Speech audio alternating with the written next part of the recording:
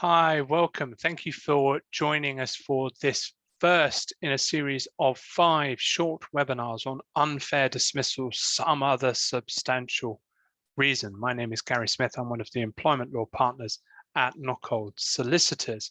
And in this session, we're going to look at, answer the question, what is it? What is some other substantial reason? Because it is this fifth and somewhat vague, potentially fair reason for dismissing an employee who has more than 2 years service. And it is a little bit of a catch-all, frankly, to the other 4. So the other 4, a reminder, are incapability. So that's both poor performance and ill health, misconduct, redundancy, and statutory illegality. And so this, some other substantial reason, is sort of a catch-all for everything else that doesn't fit into those, but which is substantial enough to warrant dismissing an employee.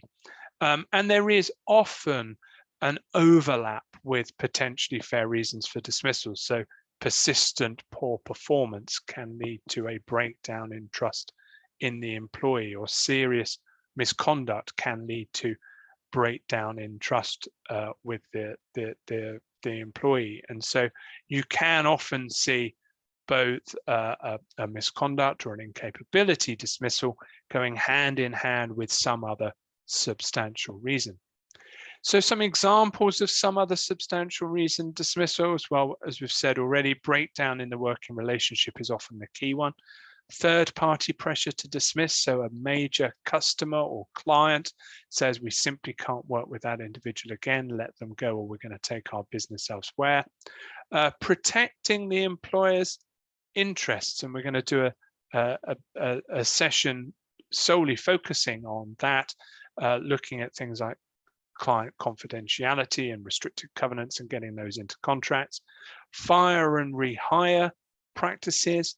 Retirement, which the default retirement age was removed some years ago now, but you can still look to retire an employee under some other substantial reason in certain circumstances. And also business reorganizations that don't fall into a redundancy type scenario. Those can also be some other substantial reason.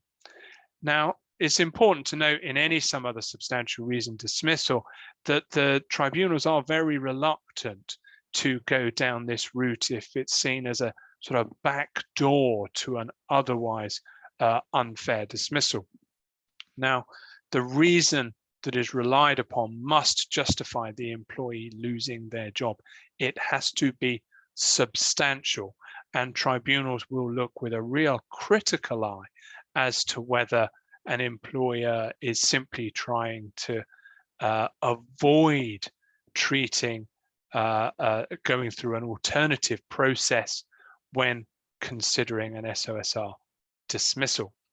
So I hope that's been a useful introduction. We're going to move on to, in this next session, to look at breakdowns in the working relationship, and hopefully you'll be able to join us for that. Thank you very much.